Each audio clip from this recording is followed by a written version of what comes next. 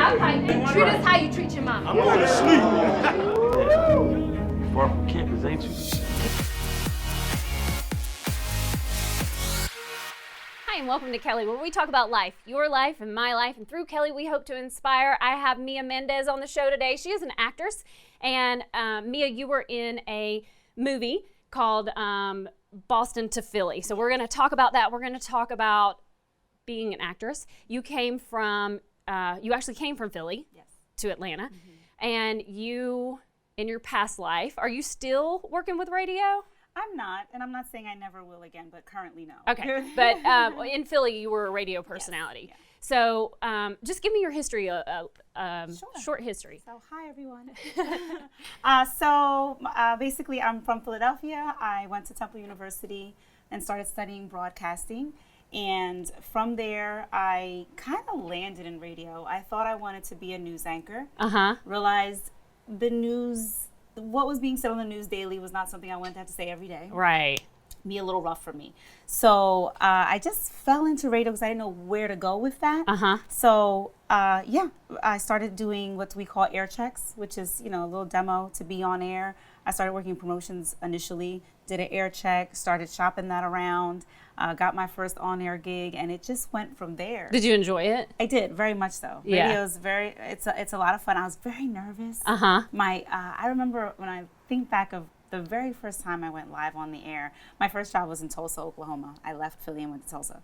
So the first time, I was almost whispery. Like it was a soft tone. You could tell when I listened back to it, like, oh my gosh, I sound so shy. And nervous. Right. But you take your stepping stones in smaller markets a lot of times for radio and television, and I just grew from there. I got comfortable. I ended my radio career. Well, not ended it, but the last one was in Philadelphia. And it helped me, kind of flourish.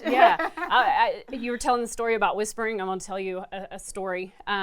So my brother was captured in Iraq in 2003. So we made national news.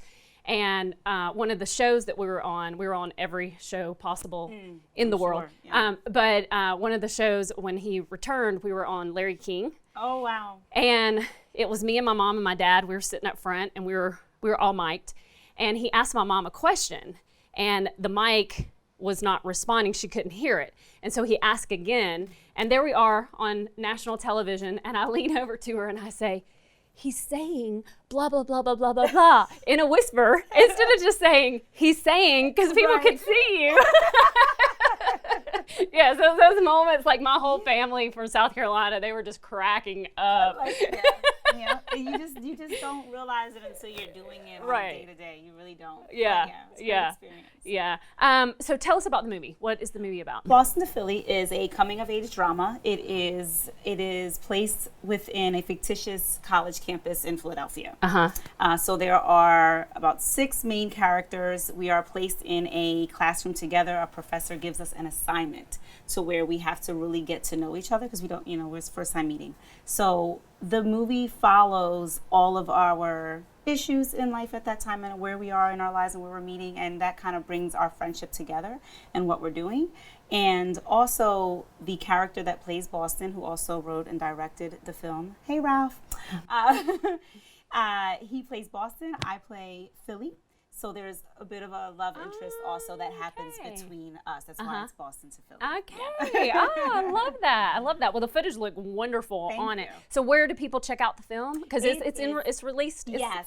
I'm so excited to say that because now you do interviews and it's not out yet, and you're like, Right. But yes, it is currently available. Amazon Prime, Boston to Philly. Please check it out and rate it. Leave a review. That's important. And I will when we put the segment up. I'll tag it too, so people can find it really easily.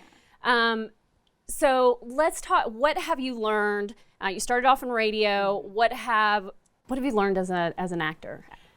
Well, I've learned that your biggest strength is in being vulnerable when you're on that set and being, when the camera's on. It's just trusting what you're truly feeling. Yeah. Because I think a lot of times as actors,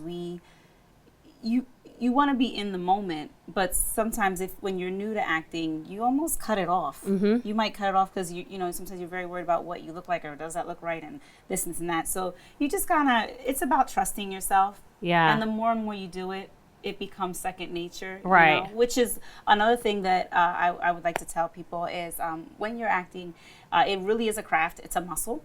So if you are not currently on a project, just stay in a class, because it is that you want to consistently be doing it, because it just becomes second nature to you all the time. Yeah, and it, you know, when you reach the point in the beginning, it's really, I'm an acting coach, so it's really, you know, you're so, I mean, this is the way it feels. It feels like, you know, you're doing, and you're so worried about acting that you're not in the moment of the flow and the energy. And what's so attractive about acting is when you get to with somebody and you're passing this chemistry back and forth, and you can find the flow in that, and it resonates so beautifully if you just let yourself connect. Yes, a lot of people will say it's like a dance. Yes, it's like you're dancing. Yeah. So absolutely, those are great moments. Love it, love it. Well, thank you. I have you some chocolate. Oh, thank you. I love everything chocolate. No, actually, you know what?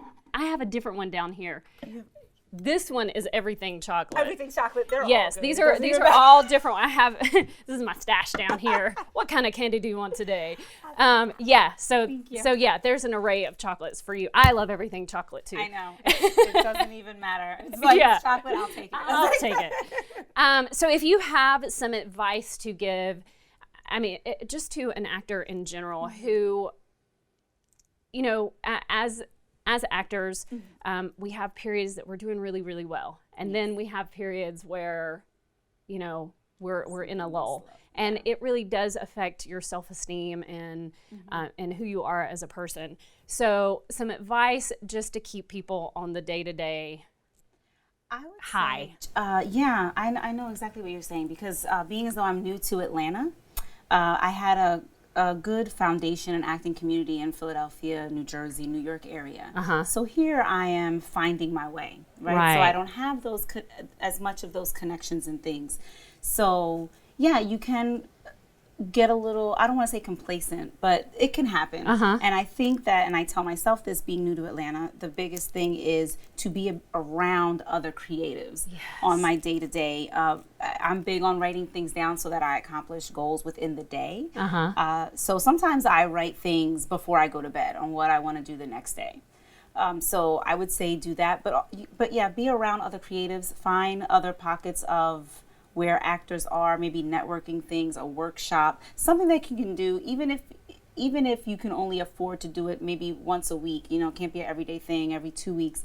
I would say definitely find something like that so you can keep that energy, because without that, you'll lose it. If you're not connected to that, you know, and then you get stuck in doing whatever it is you're doing every day, whatever that job is, whatever is, and you get stuck in that, and then that kind of does make and actors can really only share certain things with other actors. Absolutely. You know, so other people in other jobs, you know, we're a little odd. We're a little weird to them. So there's some things that we can't share with them, because they're just going to be like, "You're so weird." So yes, it's good to have that that circle, building your team of your people. And I know, like, even in classes, like people who can't afford to come do video taping.